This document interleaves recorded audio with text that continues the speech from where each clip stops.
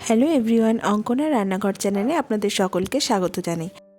আজ আমি যে রেসিপিটি শেয়ার করব সেটি হলো ফুলকপি আলু দিয়ে কষা রেসিপি। এই রেসিপিটি তৈরি করার জন্য আমাদের উপকরণ স্বরূপ যা যা লাগছে সেগুলো আগে দেখে নিই।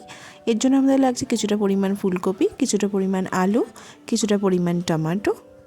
এছাড়া আমাদের লাগছে কিছুটা পরিমাণ গুঁড়ো মশলা, হলুদ গুঁড়ো, লঙ্কা গুঁড়ো, ধনে গুঁড়ো, জিরে গুঁড়ো আর কিছুটা পরিমাণ শুকনো লঙ্কা। এছাড়া আমাদের লাগছে কিছুটা পরিমাণ পোস্ত, যেটাকে আমরা বেটে নিয়েছি আগে থেকে। এছাড়া আমাদের লাগছে আদা রসুনের পেস্ট। এরপর আমরা গ্যাসের ফ্লেমটি লোতে রেখে তেলটা গরম করে নিয়ে আস্তে আস্তে ফুলকপিগুলোকে দিয়ে ভালো করে ভেজে নিচ্ছি এবং এর সাথে কেটে রাখা আলুগুলোও আমরা দিয়ে ভালো করে ভেজে নিচ্ছি।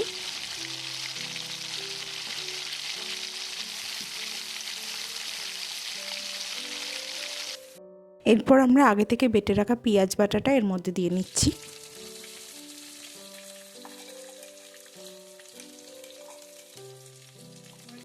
এরপর 2 মিনিট ধরে গ্যাসের ফ্লেমটি লোয়ে রেখে ভালো করে কষিয়ে নেব।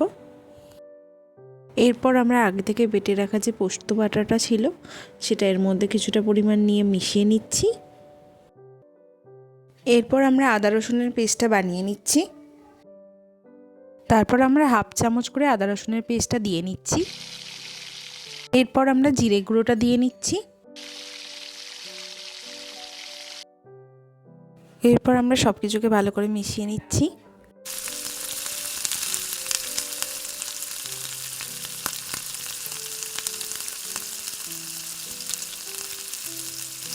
এরপর আমরা পরিমাণ মতো নুন অ্যাড করে নিচ্ছি। এরপর আমরা পরিমাণ মতো লঙ্কা গুঁড়ো অ্যাড করে নিচ্ছি। এরপর আমরা পরিমাণ মতো হলুদ গুঁড়ো দিয়ে নিচ্ছি।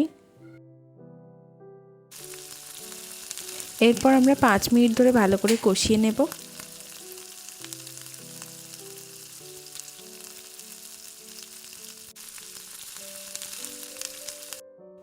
পাঁচ মিনিট ধরে ভালো করে কষিয়ে নেওয়ার পর তোমরা দেখতেই পাচ্ছ কত সুন্দর একটা তেল বেরিয়ে এসছে।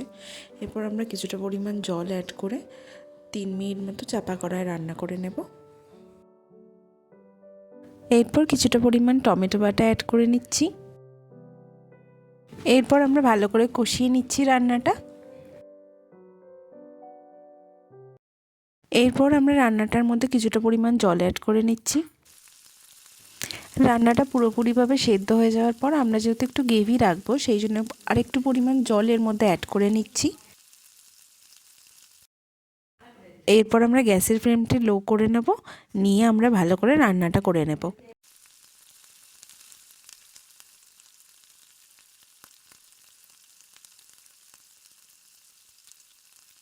আজকের রেসিপিটি রেডি। ফুলকপি আলু কষা গরম গরম পোলাওয়ের সাথে পরিবেশন করুন। Thank you for watching.